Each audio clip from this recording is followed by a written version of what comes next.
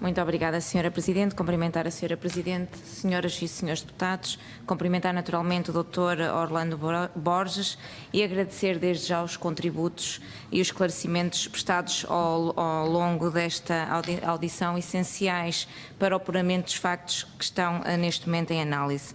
A CPI até este momento ouviu especialistas em energia e política energética, bem como alguns decisores políticos que desempenharam um papel relevante no período entre 2002 e 2004. Gostaria de fazer algumas questões relacionadas sobre a extensão de concessão do domínio hídrico. Não sou jurista e muito menos especialista nesta matéria, por isso desculpar-me-á se eu cometer alguma imprecisão. Ainda assim peço-lhe que acompanhe o meu raciocínio.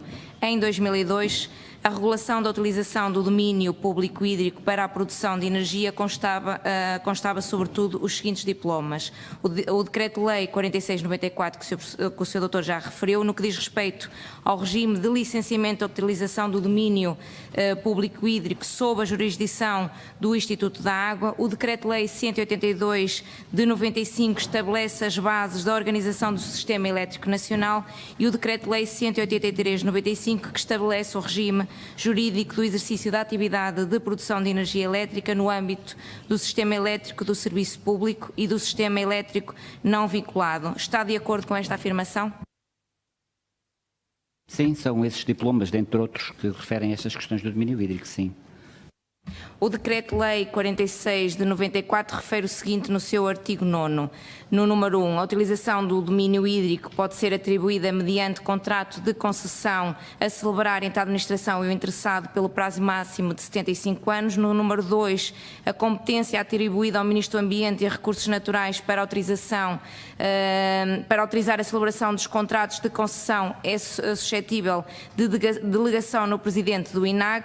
No artigo 9º, no número 1, os utilizadores não titulados e os titulares de licença e concessão existentes à data de entrada em vigor do presente diploma devem apresentar à DRARN, a respectiva, no prazo de 6 meses, a contar da data de entrada em vigor do presente diploma, uma declaração contendo os seguintes elementos: a identificação do utilizador e do titular da licença ou concessão, a apresentação do respectivo alvará de licença ou contrato de concessão, o tipo de utilização. Já no seu número 3, a DARARN deve enviar as declarações previstas no número 1 ao INAG, o qual deve elaborar um cadastro nacional de todas as utilizações existentes. No número 8º, após a entrega das declarações previstas no número 1, a DRARN procede à fiscalização da utilização em causa, podendo, na sequência desta, impor ao titular da licença ou concessão que, no prazo máximo de 3 anos, proceda às alterações necessárias ao cumprimento do presente diploma. Tem conhecimento do Estado ter celebrado algum contrato de concessão com a Rede Nacional de Transporte no que diz respeito à utilização do domínio hídrico?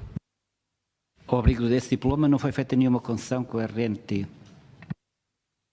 Quero dar nota que esse diploma está ou foi alterado e completamente, com a Lei de 58, a Lei da Água, foi completamente revogado. Então, ao abrigo de que legislação foi então utilizado o domínio hídrico durante estes anos todos?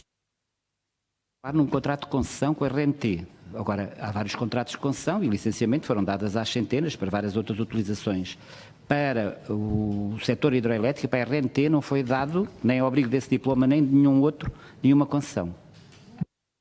Muito bem. Enquanto Presidente do INAG, alguma vez recebeu da DRARN ou entidade sucedânea as declarações previstas no número 3 do artigo 9º, no que se refere à utilização do domínio hídrico por parte da REN ou eventualmente da EDP? Sim, recebemos.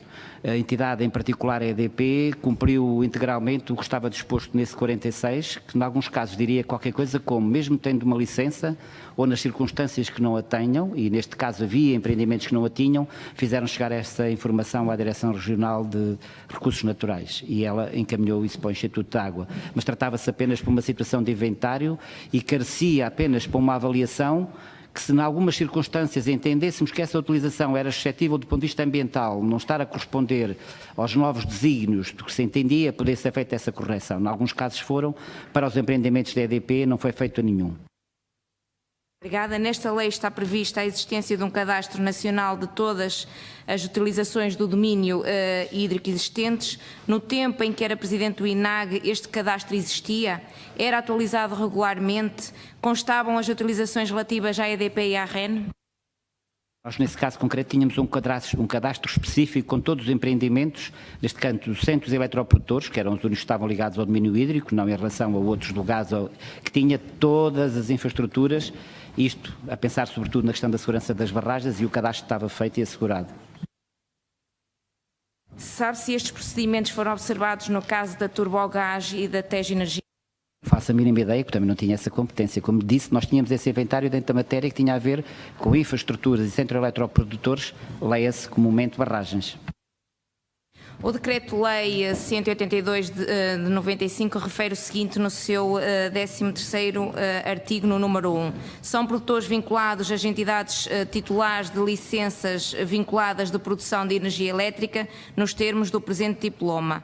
No 15º artigo, no número 1, os produtores vinculados relacionam-se comercialmente com a entidade concessionária da RNT através dos contratos de vinculação referidos no artigo anterior. No número 3, os contratos de vinculação têm uma duração não inferior a 15 anos, exceto em casos devidamente justificados.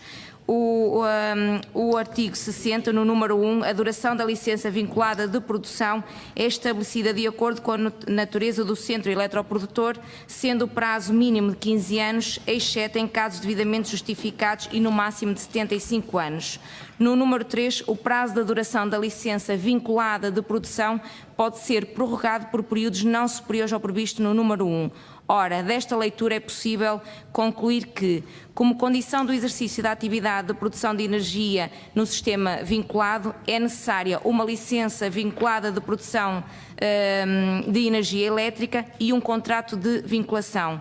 A licença vinculada pode ser prorrogada até um prazo máximo acumulado de 75 anos. Está de acordo com este entendimento? Não sei se estou de acordo, porque era licença do ponto de vista da produção de energia, não do domínio hídrico, e por isso, não dominando a área da energia, não faço a mínima ideia se era correto ou não. Relativamente ao Decreto-Lei número 183 de 95, refere o seguinte, no seu 11º artigo, número 1. A prorrogação do contrato de vinculação pode ocorrer por iniciativa do titular da respectiva licença de produção, vinculada por iniciativa da entidade concessionária da Rede Nacional de Transporte ou por iniciativa da entidade de planeamento.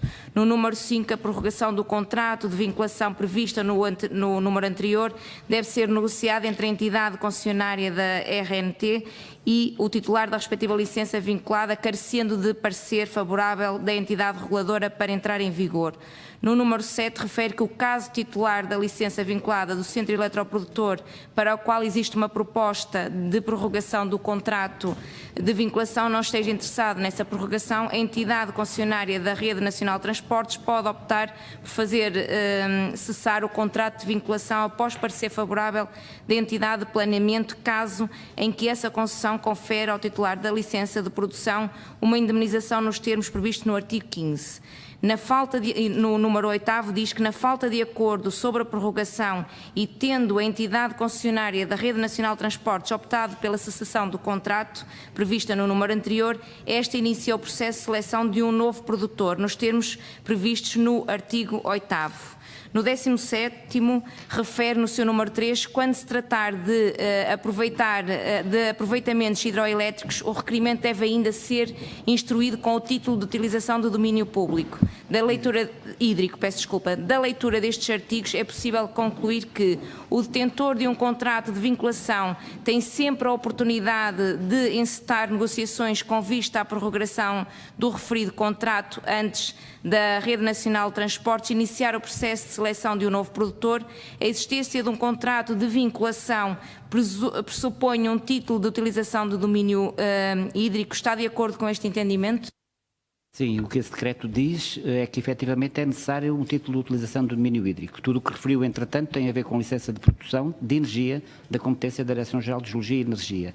O que o decreto esse próprio determina também é que, vindo esses contratos ou de vinculação ou do domínio hídrico, é suscetível a Rede Nacional de Transportes ter a competência por, em ajuste direto, ficar com a competência do domínio hídrico e ter essa salvaguarda, podendo-a subconceder a outros produtores. E nessa circunstância tem obrigações que, nos termos da lei, que para nós eram importantes e, a meu entender, corretas, de ouvir pelo menos 3 entidades, ouvir depois uma direção de planeamento, ir à ERS, etc, ou seja, salvaguardando tudo o que no essencial.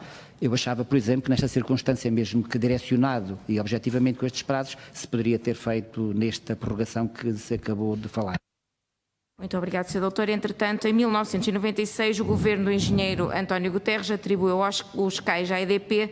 Este ato já aqui foi referido como sendo um pecado original que condicionou toda a evolução do setor durante mais de 25 anos. Os CAIs da EDP, na sua cláusula 25, determinam a possibilidade de estender a licença de produção de energia para além do prazo contratado através de uma negociação direta entre o Estado e a EDP. Portanto, desta leitura concluímos que a própria lei refere uma possibilidade ao produtor incumbente ou ao Estado de iniciar um processo de renegociação dos termos da licença de produção fora de um procedimento concursal. Está de acordo com esta análise? Para concluir, Sra. Presidente, esta possibilidade configura uma opção que tem valor económico e, como tal, esse valor também deveria estar e está repercutido nos CMEC. Assim fica evidente que os CMEC asseguravam exatamente as mesmas condições inscritas nos CAIs e, como tal, a haver alguma irregularidade. No caso que se refere à extensão do domínio hídrico, ela tem origem no CAI do engenheiro António Guterres e não na legislação subsequente. Os seus comentários, Sr. Professor.